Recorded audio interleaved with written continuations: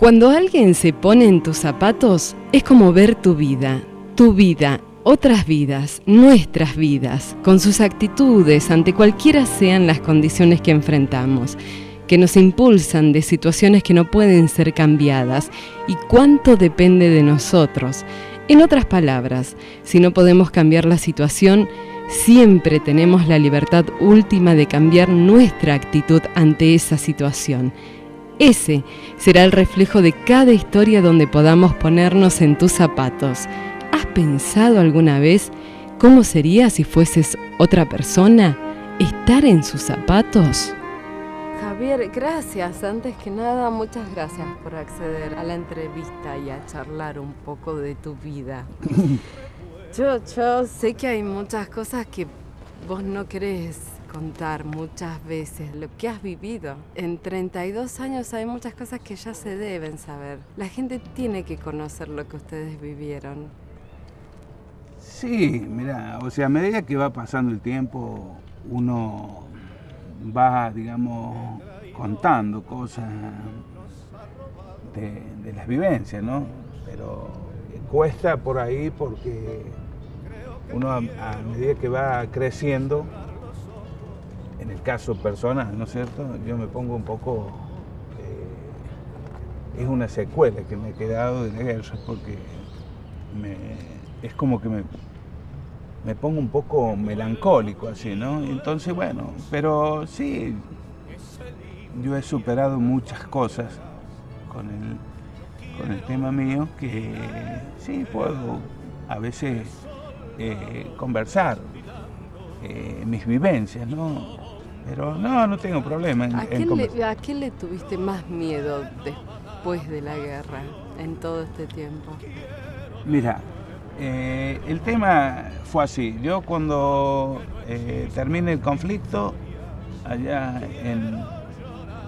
porque yo en Malvinas, o sea, entré, o sea, el 8 de abril. El 8 de abril, bueno, estuve en distintos lugares en la isla. La guerra, o sea, para mí terminó el 15 de julio. Fueron 74 días, o sea, de guerra, y después yo fui prisionero de guerra. Los ingleses retuvieron más o menos aproximadamente 500 militares. Dentro de esos 500 estuve yo, del 14 de junio al 15 de julio. Con el tema del conflicto, o sea, crecí mucho, valorar muchas cosas. Pero adentro se tiene miedo en la guerra. Se tiene miedo, se reza, uno se acuerda de todo, de la familia, de la madre, de los hermanos, ¿no? Bueno, pero lo vas superando. O sea, a medida que va pasando el tiempo, vas superando, te vas haciendo mucho más fuerte y podés conversar. Por ahí te quebra, ¿viste? Porque lógico, pero a mí me ayudó mucho mi familia, mis amistades. Yo en el 84 ya mi familia no me veía bien, mi madre. Y bueno, empecé con es como que me cambió agresivo, una persona agresiva, no maleducada, ¿no? Pero yo veía que las reacciones eran distintas a lo que era para atrás, ¿no? Y bueno, me sometí a un tratamiento de psiquiatras, psicólogos, neurólogos, o sea, y eso me fue ayudando. Qué vuelta difícil, ¿no? Porque sí, nadie entendía lo que te pasaba. ¿Vos? Sí, lo que pasa es que yo lo entendí porque quise regresar a mis estudios y no, era como que no retenía nada. No digo que haya sido un chico brillante en los estudios, pero era una persona que no estudiaba de memoria. en mi primaria y en mi secundaria. Era una persona que razonaba y de acuerdo a lo que yo comprendía, lo expresaba. Y bueno, y me vi, o sea, con piedras en el camino en ese sentido y me sometí a los estudios. Me instalé en Buenos Aires y empecé a reclamar, o sea, lo que después, con los años, porque la etapa esta es así. Yo fui soldado y el soldado, una vez que terminó el conflicto, se le dio de baja y a su casa. Y no tenías, o sea, por ejemplo, como los militares de carrera, los oficiales, los suboficiales, que ellos vieron que se sentían mal, tenían cómo cubrirlos. O sea, estaban protegidos.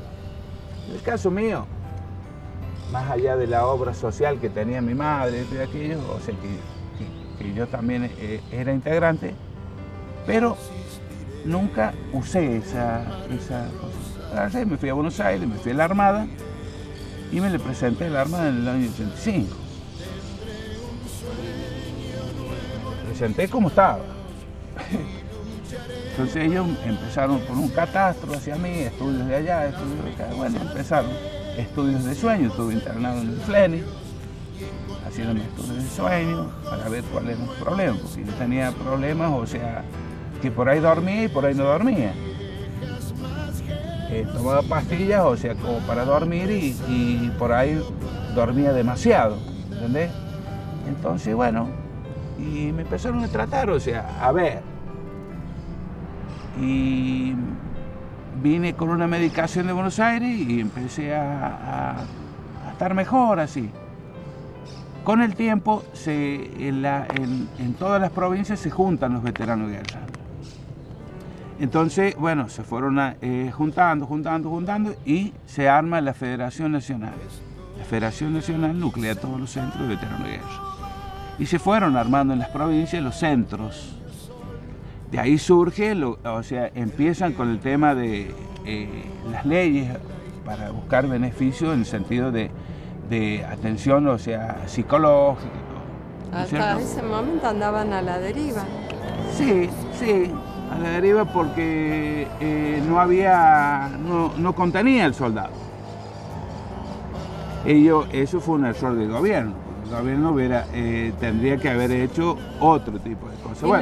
¿Y la gente acá en San Luis cómo te trató? Lo que pasa es que yo me encapsulé en no transmitir mucho, ¿entendés? O sea, hay mucha gente que se sorprendió después, o sea, porque yo salí después.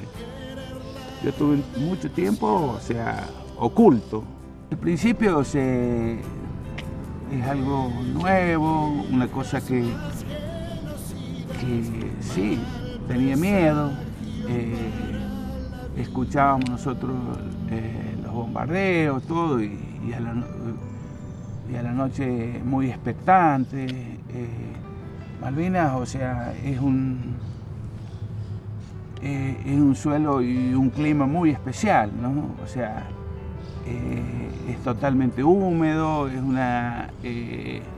oscurece muy temprano, ¿me entendés? O sea, vos a las 4 de la tarde ya está oscuro, o sea, es una cosa. Y bueno, y sí, tuve miedo al principio y después, bueno, me puse fuerte porque teníamos que enfrentar al enemigo y nosotros todos los días, o sea, hacíamos guardia. Yo estaba, primero cuando yo llegué a Malvinas fui a Puerto Argentino, después, o sea, el grupo mío pasó a otro lugar que se llama Campbell y terminó en la isla Borbón. La isla Borbón, o sea, queda en una punta del estrecho de San Carlos que divide las dos islas, ¿no? Bueno, y ahí, o sea, estuve hasta el 14 de junio. Una cosa para mí maravillosa porque, digo maravillosa porque es una experiencia, o sea, única en mi vida. Y la llevo, o sea, totalmente enaltecida, ¿me entendés? O sea, es una cosa para mí que hablar de Malvinas es como si es mi vida. Yo me creía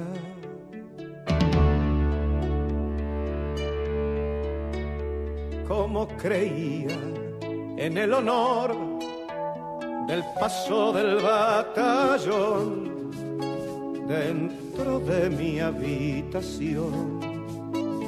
Era todo un general dirigiendo la batalla y el humo de la metralla acunaba mi pasión por los gloriosos soldados que sable en mano avanzaban sobre aquel cruel invasor que atacaba mi nación.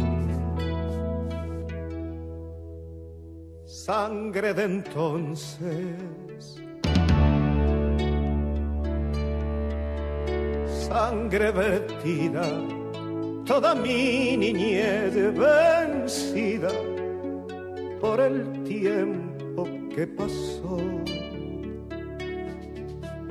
De las banderas, solo jirones, de los morriones empenachados.